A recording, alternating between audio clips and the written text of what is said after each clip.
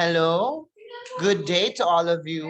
Ayan, ito naman tayo sa ating YouTube channel. Welcome, welcome. Hello, ELX 1A, 3A, and ELX 3B. Today, we will be discussing the final requirement in our course subject, Foundation of Special Inclusive Education. Okay, we will be having an early orientation about your final output in our course subject so that sa inyong sa schedule ng ating final examination ay magsasubmit na lang po tayo at hindi na kayo magkakaroon pa ng other things to do in our course and so that you can focus more into other subjects, di ba? Para perfect tayo. Pagkatapos ng ating final examination week, ay ibibigay ko na ang ating grades para meron pa rin tayong consultation na mangyayari. If in case meron kayong question doon sa ating mga marka, sa ating mga grades. Okay? Now, the final output of your final output in SPED, Foundations of SPED and Inclusive Education, is we'll be having a theme, I am and will be an inclusive teacher. You will be preparing portfolios of learners with additional needs. This final output or this final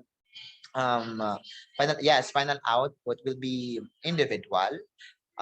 Ibibigay ko po yung mga guidelines later on as we go on with our discussion. But please consider this theme because you will be handling your future students and maybe meron kayong maging estudyante na with special needs, with special learning needs, gifted learners, learners with difficulty hearing, seeing, walking, and let's be aware of the assessment, of the proper assessment that we're going to provide to them kasi we must be sensitive of their needs.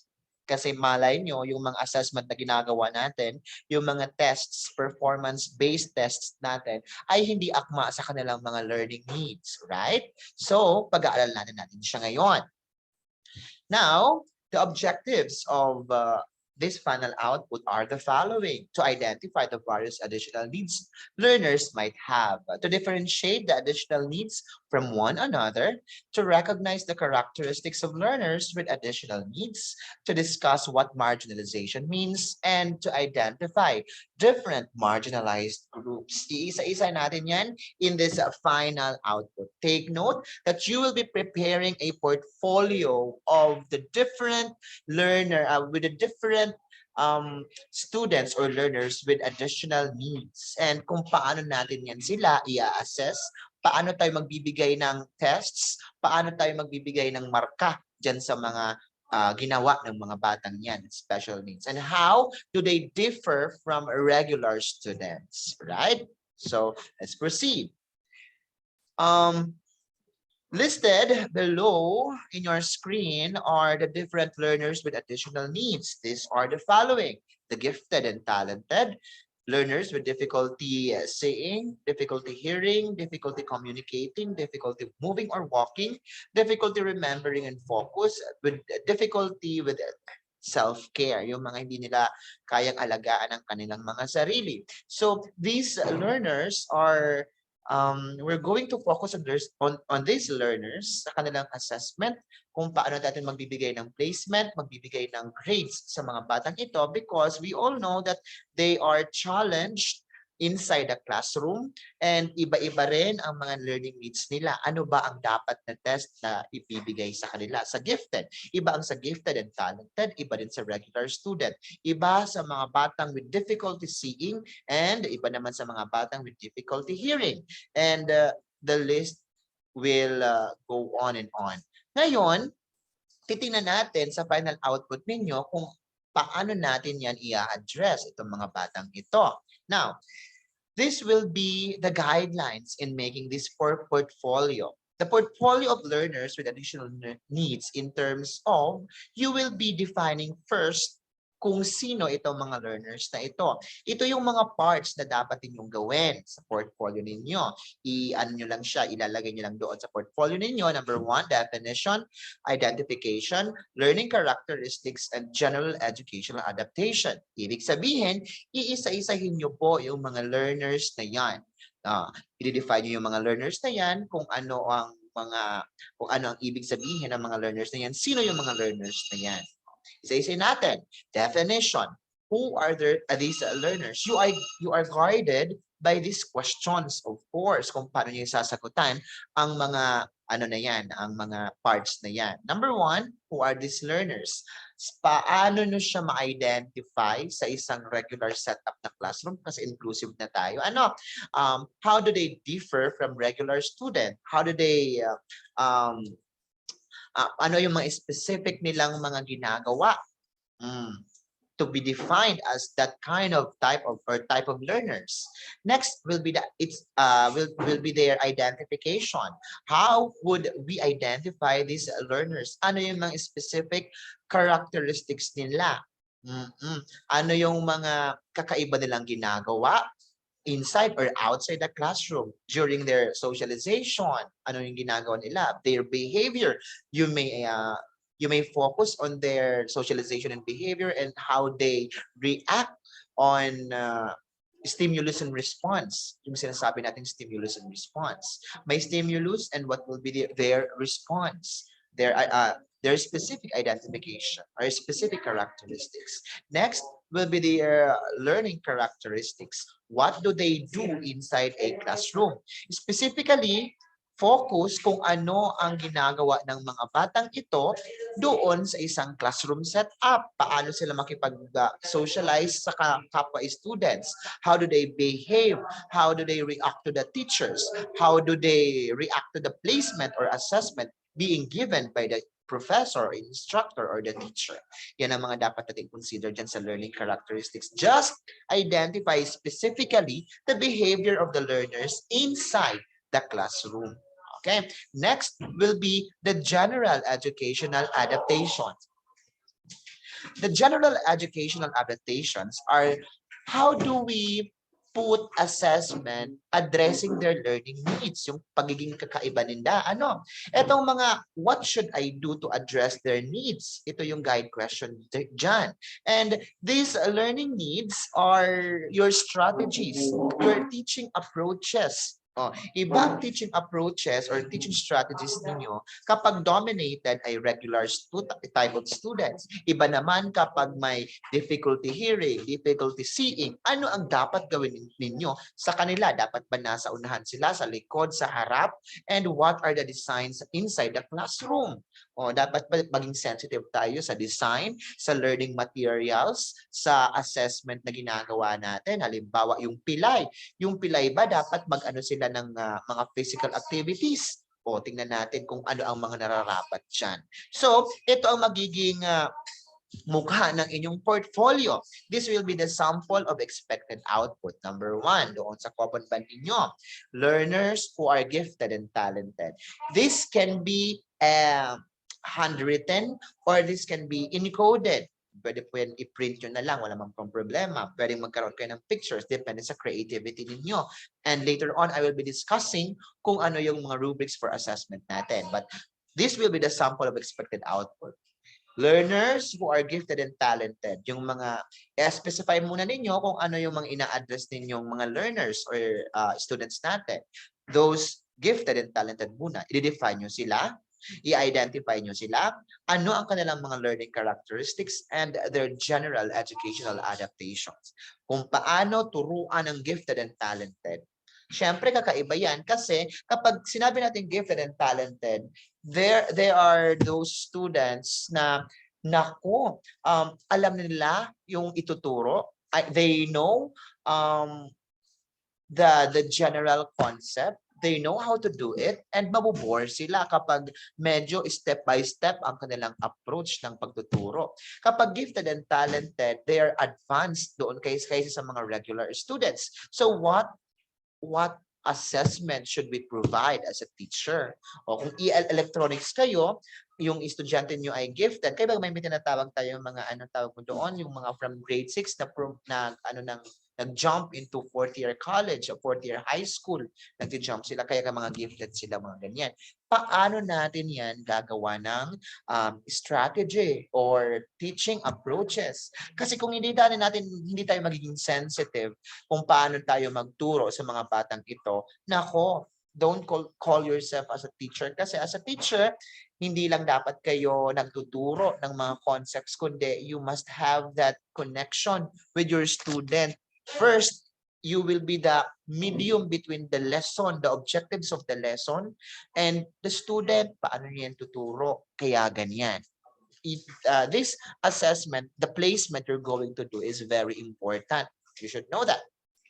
So, bali ganyan na magiging format natin. Uubusin po natin yung 7 na yun. Different naman yung sa learners with difficulty seeing, learners who have difficulty hearing, na mga ganyan. So, iba-iba po yan. 7 ang ipiprepare natin ganito. Diba? Sige. However, meron pa tayong tinatawag na additional sector. According to the Commission of Higher Education, idadagdag daw natin ito. Ano yung additional sector na yan? These are the marginalized groups or learners. Sino yon? Child laborers, indigenous people, abused children, refugees, and children in conflict zones.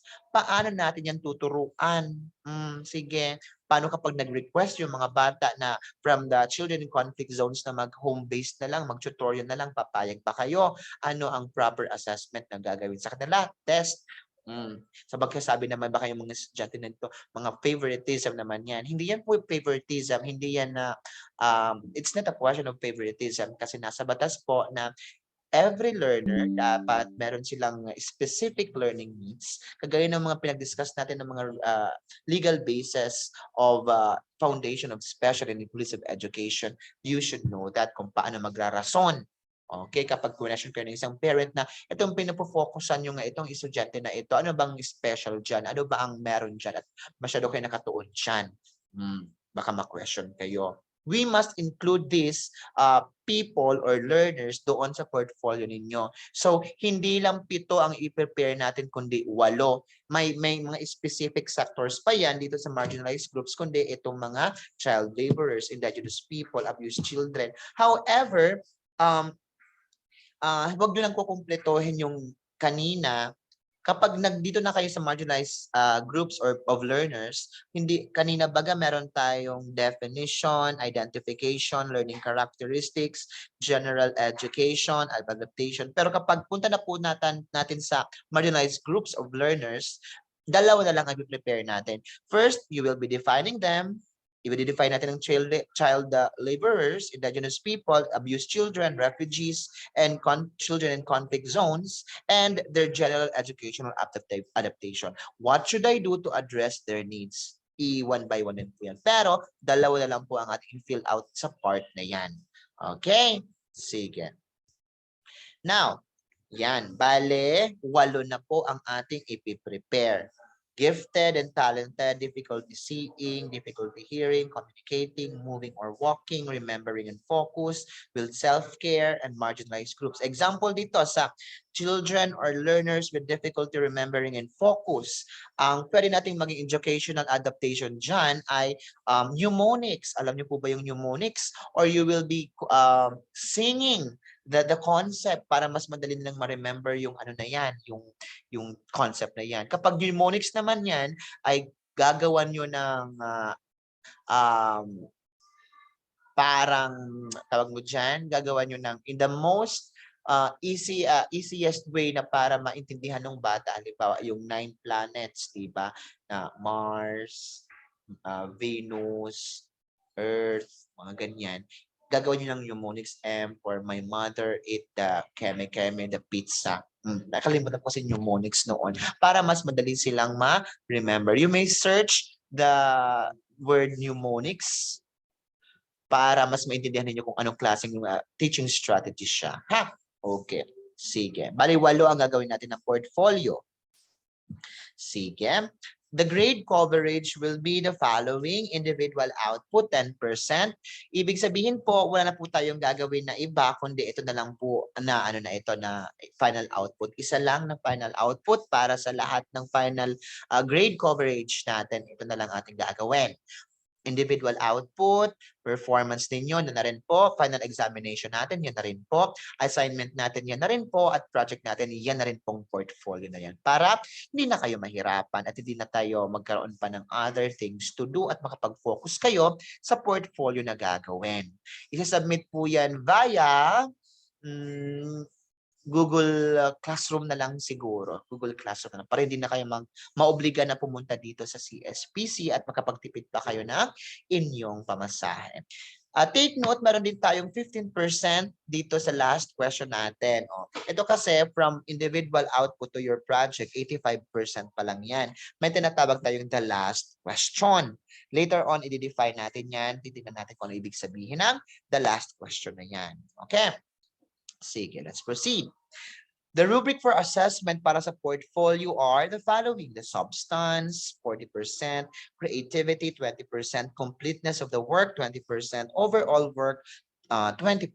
So kailangan po yung substance natin ay hindi lang po copy-pasted from the internet. Kailangan po meron tayong sarili nating inputs doon sa mga assessment na gagawin sa mga bata with additional learning needs. Of course, hinahanap po sa substance natin ay siguro pwede natin gawin na research-based ang ating portfolio. Ibig sabihin, nanggaling yung mga recommendations sa isang research. Ito nga ang gagawin natin. According to Ranyon 2022, ito ang tamang gawin kasi according to his research, ito ang mga learners with difficulty hearing ay nakaka-adapt sa ganitong strategy. Ganyan, sa substance yan. Creativity, kailangan natin medyo presentable ang ating gawa. Hindi lang puro basta ginawa lang, pero dapat may ginawang creativity. You may, basta yung mga parts na binigay ko kanina, that identification, the definition ay nandun, pero you may have your own sense of presentation doon sa ating portfolio. Kaya creativity, meron tayo 20%. Completeness of the work, dapat complete po from start to finish, yung mga parts na pinagpapagawa ko po sa inyo para kumpleto yung 20% natin. Kilala nyo naman baga ako mag-grade, dapat ano yan, 40% kung ilan nakuha, ganyan-ganyan, para soy-soy ang ating presentation of grades. Overall work, the overall presentation ng inyong gawa, does this satisfy the substance? Does meron bang ginawang creative ba yung gawa ng mga bata, gawa ninyo? Completed ba yung mga parts na pinagagawa ninyo? Kaya kapag complete naman lahat, 20% po agad. Overall, 100% para sa portfolio. And we should always remember these dates. Meron po tayong mga magaganap sa ating course, a subject, and you should always remember these dates as we go on with our coursework. Ayan. Let us meet on April 4, 2022 para sa ELX 3B. Monday yan. I believe Monday yan, 1 p.m. sa scheduled time natin. And April 5, 2022 para sa ELX 3A. Siguro Tuesday po yan, 9 a.m. TTH tayo. Ang gagawin po natin, our order of business, awarding of Hunger Games winners, doon sa mga nanalo, congratulations. Kapag nanalo po kayo sa Hunger Games, kagaya ng sinabi ko, kayo po ay flat 1 sa inyong midterm, mahuhulog ako sa aking upuan. And the discussion, meron tayong discussion on, ito makakatulong to sa portfolio ninyo, ha? Assessments for learners with additional needs. Ayan, makakatulong yun doon sa pag-accomplish natin ng ating portfolio. And final output consultation day. If you have question doon po sa ating final output, please do so. Walang problema dyan. Pero during that, dates na naka-stipulate dyan, ha? Okay. Next, April 4 and April 5. Our last synchronous session will be para sa ELX 3B, April 11, para sa ELX 3A, April 12. Order of business, the last question. Kailangan ko ng tubig. The last question is a very special day because that will be our last synchronous session at this semester, and that comprises 15% of your final grade. Ibig sabihin, yung portfolio nyo is 85% kapag hindi kayo naka-attend ng last synchronous session natin ay 85 lang ang inyong maximum grade sa final output ay sa final sa final grading natin. Ibig sabihin kasi absent kayo ng last synchronous session. Dito sa last question natin, magbibigay lang ako ng isang tanong. Magbibigay lang ako ng isang tanong sa isang estudyante, and you will be answering the question within 1 minute and 30 seconds. So lahat ng mga estudyante ay matatanong. At matitinan natin kung ano ang isasagot nila. Wait lang ha. Baby Charlie! Alis muna ako at mag-charge mo. Baka malupat.